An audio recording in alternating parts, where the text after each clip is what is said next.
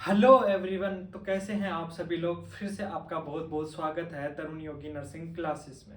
अभी तक आप देख चुके थे हमारा एंडोक्राइन सिस्टम चल रहा था और एंडोक्राइन सिस्टम के अंदर हम जो लास्ट टॉपिक पढ़ चुके थे वो पढ़ चुके थे पैराथायरॉयड ग्लैंड। और पैराथायरॉयड ग्लैंड में हम एक डिजीज पढ़ चुके थे हाइपो पैराथायरॉयडिज्म। और आज जो हमारी डिजीज रहेगी वो रहेगी हाइपर पैराथायरॉयडिज्म। ठीक है, तो क्या होता है hyper parathyroidism. Parathyroid parathyroid hormone का हार्मोन का ब्लड में लेवल बढ़ जाना, इंक्रीज हो जाना हाइपर पैराथायरॉयडिज्म कहलाता है। ठीक है, इसके क्या क्या कारण हो सकते हैं। कारण इसके क्या होंगे। कारण इसका हो सकता है पहला पैराथायरॉयड पैराथायरॉयड एडिनोमा।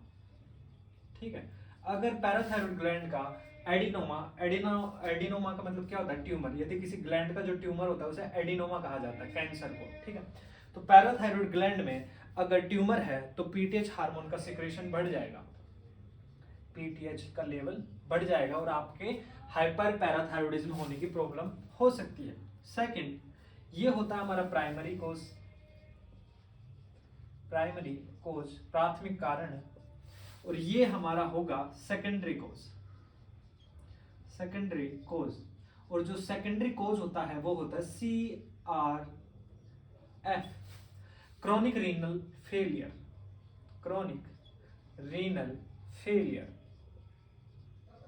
ठीक है, तो ये क्वेश्चन बन सकता है कि CRF की वजह से, क्रॉनिक रीनल फेलियर की वजह से आपकी बॉडी में क्या प्रॉब्लम हो सकती है। तो आपकी बॉडी में प्रॉब्लम हो सकती है हाइपर पैराथायरॉयडिज्म की।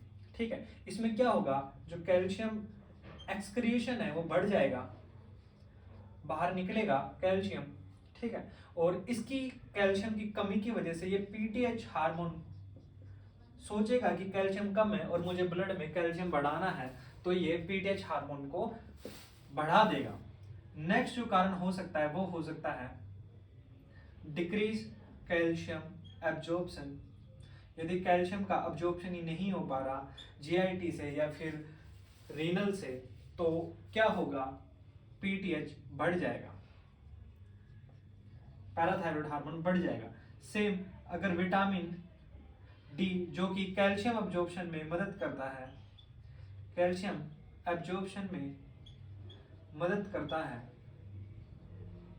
अगर ये कम हो जाए विटामिन डी, तो भी क्या होगा, कैल्शियम कम अब्जॉर्ब होगा। और कैल्शियम कम अब्जॉर्ब होगा तो पीटीएच सोचेगा कहीं मेरी कमी है, तो वो अपना लेवल बढ़ा लेता है। तो ये कारण है कुछ जो इंपॉर्टेंट कारण है आपके हाइपर पैराथायरॉयडिज्म के।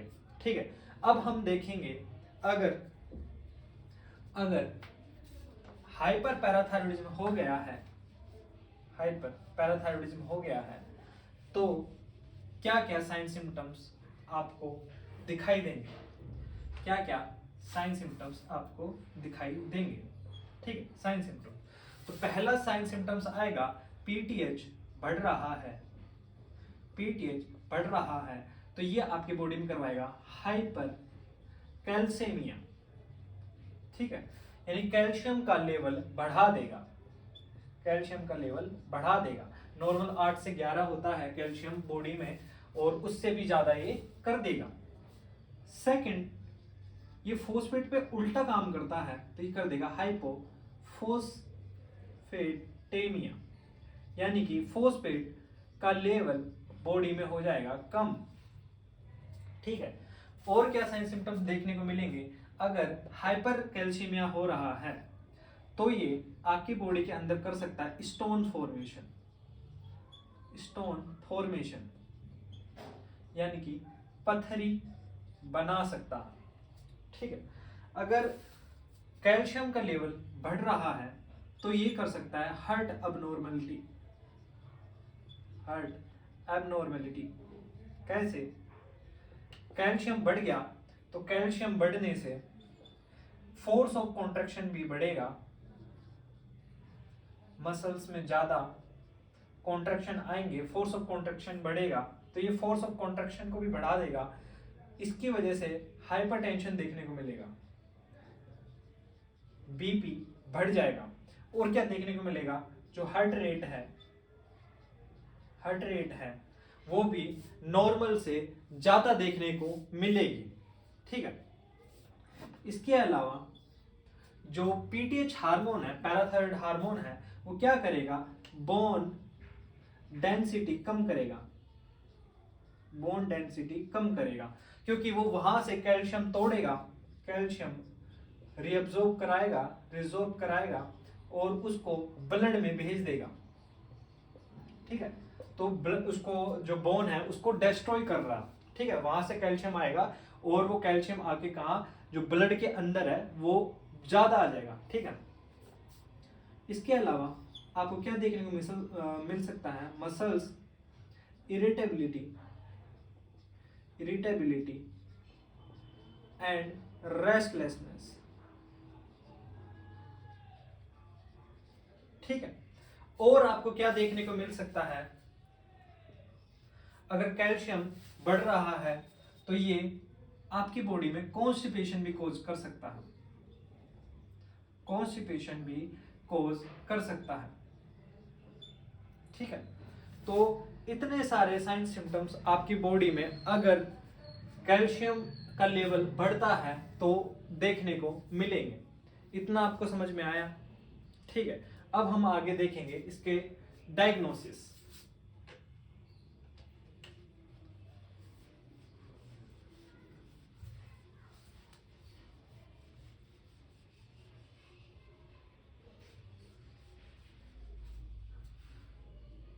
डायग्नोसिस, अगर कैल्शियम लेवल बढ़ रहा है तो ब्लड कैल्शियम लेवल चेक करेंगे। ठीक है, और क्या कर सकते हैं, ब्लड फोस्फोरस लेवल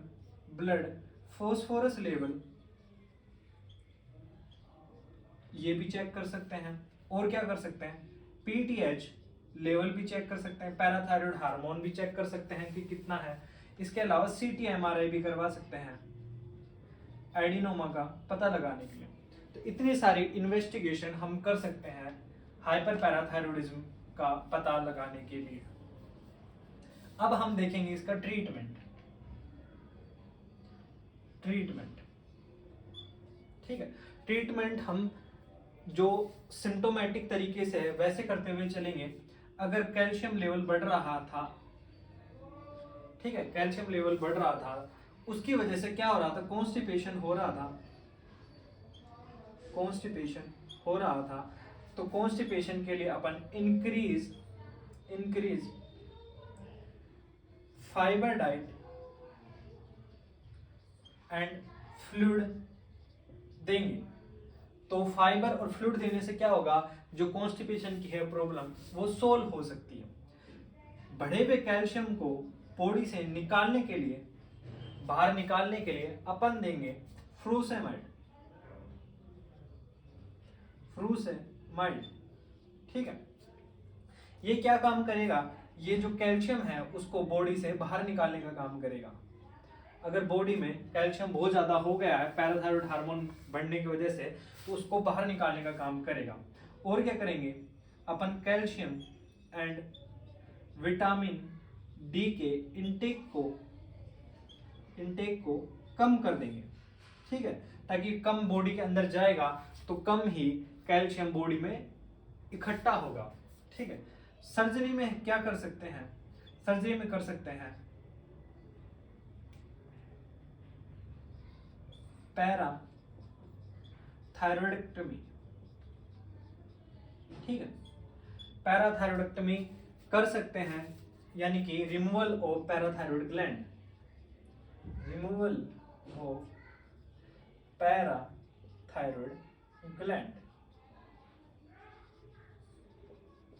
ठीक है, तो ये इसका ट्रीटमेंट था। एक छोटी सी बीमारी थी जिसका नाम था हाइपर पैराथायरॉयडिज्म। तो ये आपकी कंप्लीट होती है। इसके बाद में हम हमारी नई ग्लैंड स्टार्ट करेंगे और उस ग्लैंड का नाम है एड्रीनल ग्लैंड। Adrenal gland. सबने सुन रखा होगा, सबने सुन रखा होगा एड्रीनल ग्लैंड, अधिवृक्क ग्रंथि, ठीक है, इसे बोलते हैं हम एड्रिनल ग्लैंड। तो ये कहां पाई जाती है? ये पाई जाती है जस्ट अबव किडनी, ठीक है, किडनी के ऊपर की तरफ पाई जाती है। कितनी होती है नंबर में? नंबर में कितनी होती है? 2 होती है नंबर में। एक होती है राइट एड्रिनल ग्लैंड, एक होती है लेफ्ट एड्रिनल ग्लैंड, ठीक है। Right adrenal gland triangular shape की होती है, ट्रायंगुलर शेप की होती है, त्रिकोणीय होती है।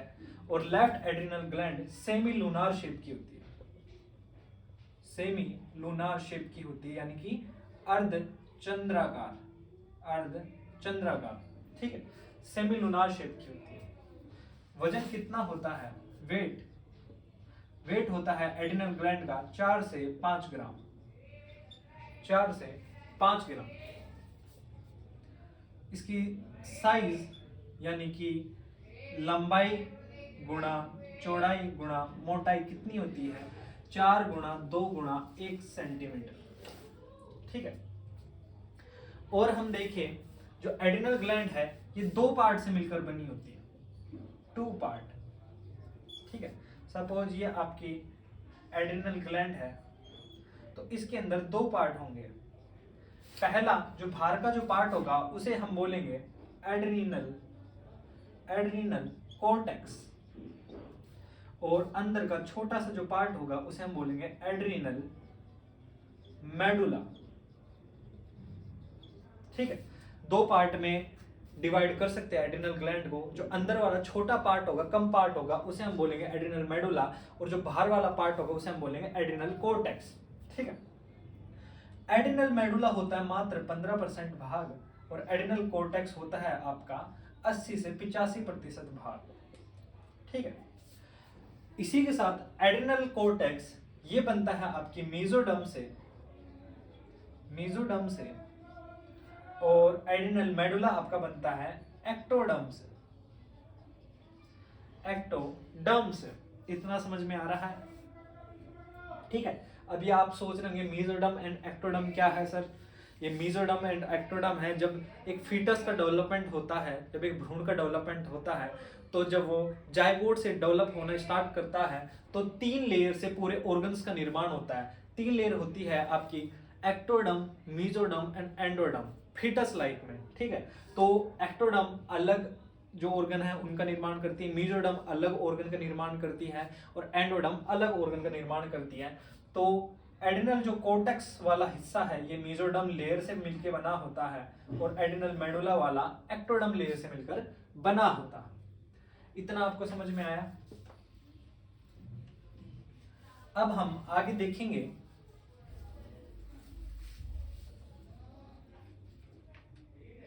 फर्स्ट पार्ट एड्रिनल कॉर्टेक्स, ठीक है, जो कि कितना परसेंट है? 80 से 85%, और किससे बना हुआ था? किससे बना हुआ था बोलो? मेसोडर्म लेयर से, ठीक है। ये कौन कौन से हार्मोन सिक्रेट करेगा, ठीक है, और इसमें कौन कौन सी लेयर पाई जाएगी? तो एड्रिनल कॉर्टेक्स को 3 लेयर में हम बांट देते हैं, 3 लेयर में हम बांट देते हैं, जिसे बोलते हैं GFR, ठीक है। यानी कि जोना ग्लोमेरुलोसा, जोना फैसिकुलोटा,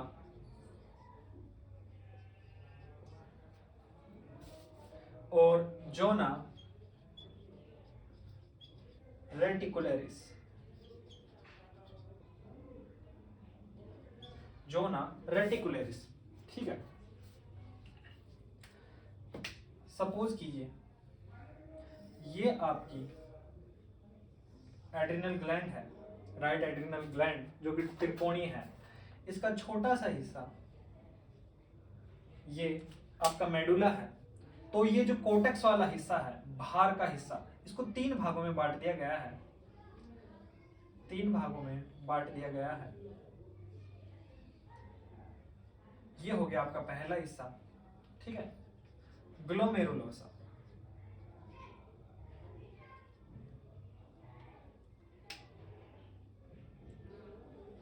दूसरा हिस्सा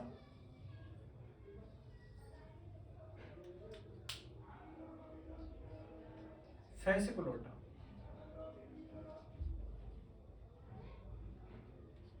ठीक है। तीसरा हिस्सा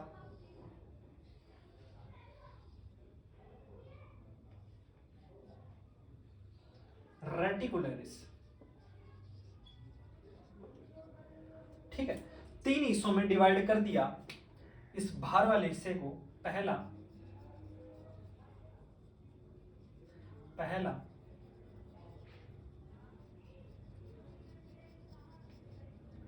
आपका हो गया ग्लोमेरुलोसा। दूसरा हिस्सा हो गया फेसिकुलोटा,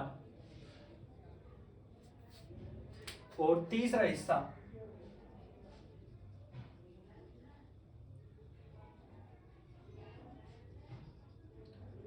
रेटिकुलरिस, ठीक है।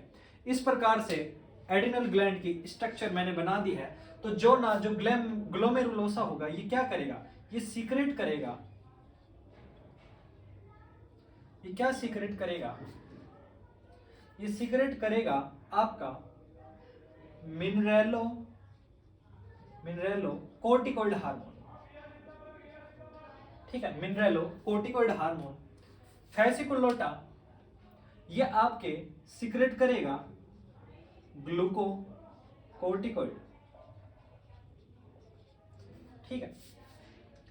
जोना रेटिकुलरिस ये सीक्रेट करेगा एंड्रोजन, ठीक है, एंड्रोजन या फिर सेक्स हार्मोन, ठीक है। ये बात है आपकी एड्रिनल कोर्टेक्स की। वहीं एड्रिनल मेडुला ये सीक्रेट करेगा आपके कैटेकोलामाइन्स,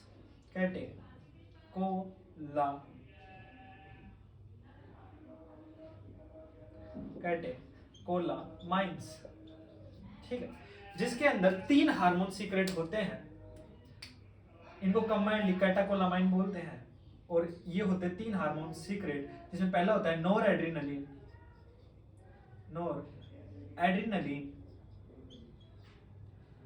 दूसरा adrenaline, and last dopamine. 3 hormone secrete होते हैं। नोर एड्रिनलिन करवाता है जनरलाइज वैजो कॉन्स्ट्रिक्शन, और एड्रिनल करवाता है जनरलाइज वैजो डायलेशन, और डोपामिन आपके 2 तरीके से काम करता है। जो डोपामिन है वो 2 तरीके से काम करेगा। डोपामिन ये हार्ट रेट बढ़ा देगा, और फोर्स ऑफ जो कॉन्ट्रैक्शन है, फोर्स ऑफ कॉन्ट्रैक्शन हार्ट का बढ़ा देगा, ठीक है। फोर्स ऑफ कॉन्ट्रैक्शन बढ़ने को हम बोलते हैं आयोनोट्रोफिक इफेक्ट,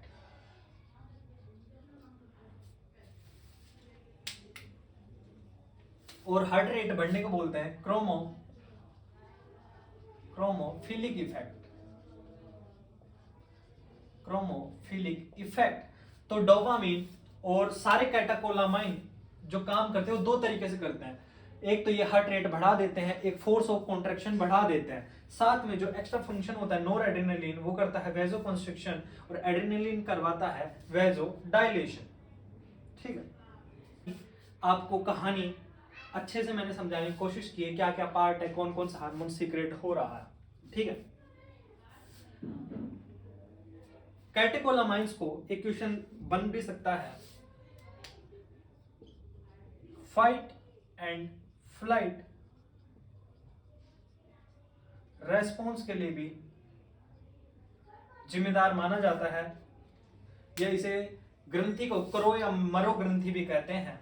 यानी कि जो मुश्किल आपात की जो कंडीशन होती है उसके अंदर ये ग्रंथि आपकी मदद करती है। ठीक है, अब हम देखते हैं पहला ग्लूकोकोर्टिकोइड,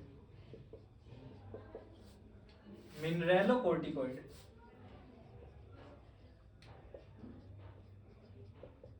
एंड एंड्रोजन के बारे में।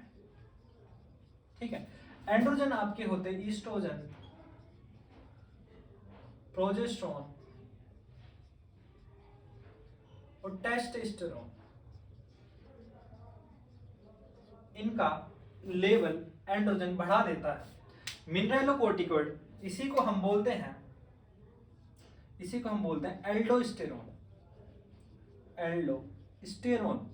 ठीक है, ये क्या काम करता है, ये किडनी पे काम करेगा और सोडियम का रीअब्जॉर्प्शन करवाता है, सोडियम का रीअब्जॉर्प्शन करवाता है पीसीटी एंड डीसीटी से। ठीक है, सोडियम अपनी तरफ खींचेगा और कैल्शियम एंड जो आपका कैल्शियम क्या, पोटेशियम एंड H+ इन दोनों को कर देता है ये एक्सक्रीट, बाहर निकाल देता है। ठीक है, तो इसी वजह से मिनरेलोकोर्टिकोइड को लाइफ सेविंग हार्मोन भी कहते हैं, लाइफ सेविंग हार्मोन भी कहते हैं। ये क्वेश्चन भी बनता है क्योंकि ये सोडियम रिटेंशन करेगा, जिसकी वजह से वाटर लेवल बढ़ेगा, और जिसकी वजह से अगर बॉडी के अंदर हुआ है ब्लीडिंग या बीपी कम, ठीक है, बीपी कम हुआ है या ब्लीडिंग हुआ है, तो ये रास मैकेनिज्म द्वारा आपकी बॉडी में सोडियम एंड वाटर लेवल बढ़ा देगा, और इसके बढ़ने की वजह से बीपी बढ़ जाएगा एंड ब्लड लेवल भी बढ़ जाएगा। ठीक है, अगर वाटर का अमाउंट ब्लड के अंदर बढ़ेगा तो ब्लड का जो वॉल्यूम है वो बढ़ेगा। ठीक है, तो इसी वजह से इसे बोलते हैं लाइफ सेविंग हार्मोन। रास मैकेनिज्म मैं आपको किडनी के साथ में मैं पढ़ा दूंगा। ठीक है, रास मैकेनिज्म, ग्लूकोकोर्टिकोइड ये क्या काम करता है, ये जो CNS होता है, CNS एंड स्पाइनल कॉर्ड, ठीक है, CNS spinal cord and brain. ठीक है, तो जो CNS सिस्टम होता है उसके मेनली दो पार्ट होते हैं, एक तो स्पाइनल कॉर्ड एंड एक ब्रेन। ठीक है, तो ये इनको करता है ग्लूकोज सप्लाई। ठीक है, तो इसी वजह से इसे बोला जाता है लाइफ प्रोटेक्टिंग हार्मोन। ठीक है, यानी कि स्ट्रेस की कंडीशन में जब आप कुछ भी खाते पीते नहीं है, तो उस कंडीशन में आप सब कुछ खाना पीना छोड़ चुके, तो उस कंडीशन में आपके CNS सेंट्रल नर्वस सिस्टम को जो ग्लूकोज की सप्लाई ये करता रहेगा, और ग्लूकोज की सप्लाई करने की वजह से डेथ नहीं होती है। किसकी डेथ नहीं होती है? CNS की। ठीक है, वरना आप तो खाना पीना छोड़ चुके थे, आप तो हो चुके थे भगवान के हवाले। ठीक है, इसने बचा लिया। ये जो ग्लूकोकोर्टिकोइड होता है ये 3 प्रकार का होता है, cortisol, cortisone and कोर्टिकोस्टेरोन। Cortisol hormone 95% पाया जाता है और इसी वजह से इसी हार्मोन को ग्लूकोकॉर्टिकॉइड बोला जाता है। यानी कोर्टिसोल हार्मोन आपसे क्वेश्चन पूछ रहे तो कोर्टिसोल हार्मोन कौन सा होता है? ये होता है आपका ग्लूकोकॉर्टिकॉइड। क्या काम करता है? ये ग्लूकोज का जो लेवल है वो स्ट्रेस में भी बढ़ाए रखता है, ठीक है। इसी वजह से इसको लाइफ प्रोटेक्टिंग हार्मोन भी कहते हैं, क्योंकि अगर स्ट्रेस की कंडीशन में कौन सा हार्मोन बढ़ा हुआ देखने को मिलता है, तो वो देखने को मिलता है ग्लूकोकॉर्टिकॉइड या फिर कोर्टिसोल हार्मोन बढ़ा हुआ देखने को मिलता है। ये क्वेश्चन पूछ लेते हैं। अब हम देखते हैं फंक्शन।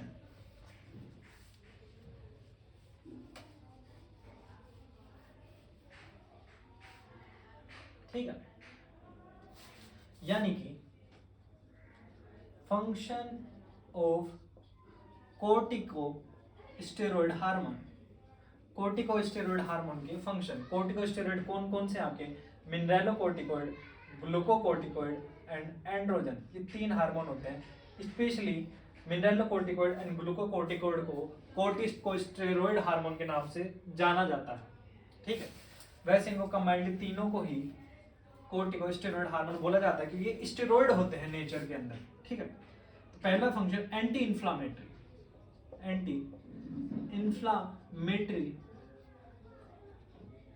एक्शन, ठीक है। एंटी इंफ्लामेटरी, इन्फ्लामेशन कैसे होता है मैं बता दूं आपको। सपोज ये करो, आपकी स्किन है, स्किन के अंदर क्या होंगे? सेल, ठीक है। सेल हो गई है डैमेज होगी तो आपके रिलीज होंगे फोस्फोलिपिड, क्योंकि आपने पढ़ा है सेल में कि सेल फोस्फोलिपिड से बनी होती है। तो फोस्फोलिपिड, यहाँ पे एक एंजाइम आएगा फोस्फोलाइपेज, ठीक है। ये 2 चीज बनाएगा। क्या बनाएगा? आर्किडोनिक एसिड, ठीक है। आर्किडोनिक एसिड फोस्फोलिपिड को जब फोस्फोलाइपेज एंजाइम तोड़ेगा तो ये बनाएगा आर्किडोनिक एसिड, जिससे 2 चीजें बनेंगी, ठीक है। क्या क्या? पहली तो कॉक्स, एक लॉक्स, ठीक है। कॉक्स जिसे हम बोलेंगे साइक्लो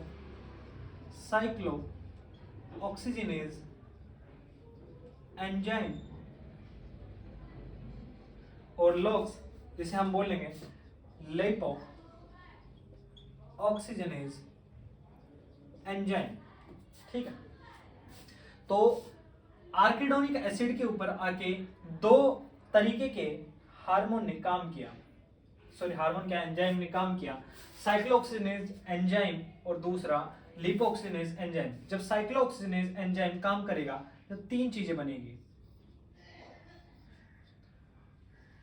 प्रोस्टासाइक्लिन, प्रोस्टाग्लैंडिन एंड आपके थ्रोम्बोक्सिन, ठीक है। प्रोस्टासाइक्लिन ये क्या करता है? बुखार करवाता है, ठीक है। प्रोस्टाग्लैंडिन क्या करवाता है? ये इन्फ्लामेशन करवाता है, ठीक है। और थ्रोम्बोक्सिन क्या करवाएगा? ये आपके कोआगुलेशन या क्लोटिंग में हेल्पफुल होता है, ठीक है। कोआगुलेशन करवाता है। इधर जैसे ही लिपोक्सिनोज एरिकिडोनिक एसिड पे जैसे काम करेगा तो ये बनाएगा ल्यूकोट्राइन्स, और ये क्या करवाएंगे? मस्कुलर स्पाज्म,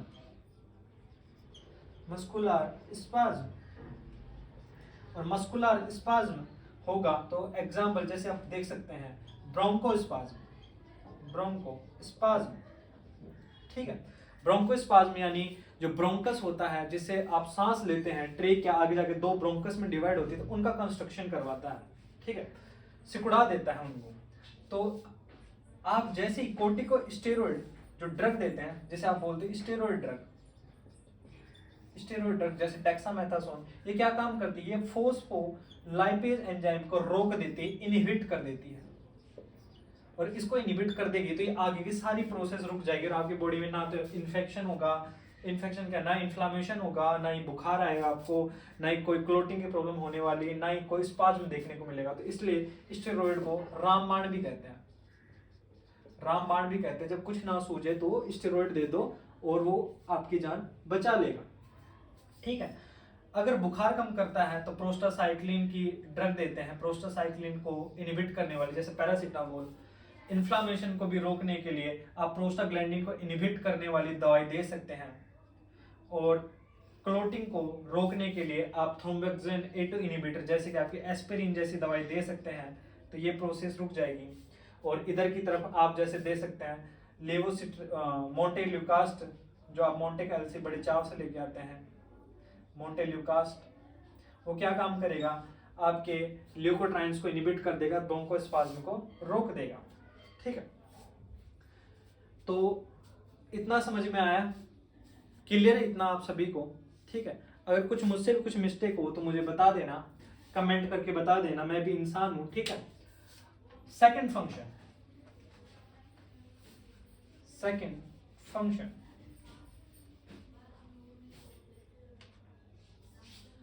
सेकंड इसका फंक्शन हम देखते हैं, ये करवाता है बोन के ऊपर, बोन के ऊपर ओस्टियोपोरोसिस, ओस्टियोपोरोसिस, ठीक है। रीजन क्या है, ये जो कैल्शियम है उसको डिक्रीज कर देता है, जिससे बोन डेंसिटी, बोन डेंसिटी कम हो जाती है, ठीक है। थर्ड क्या देखते हैं, ये ग्लूकोज पे क्या काम करता है, ठीक है। ये ग्लूकोज, जो ग्लूकोज है इसका लेवल बढ़ा देता है और डायबिटीज मेलाइटस कोज कर देता है, ठीक है। Fourth, protein,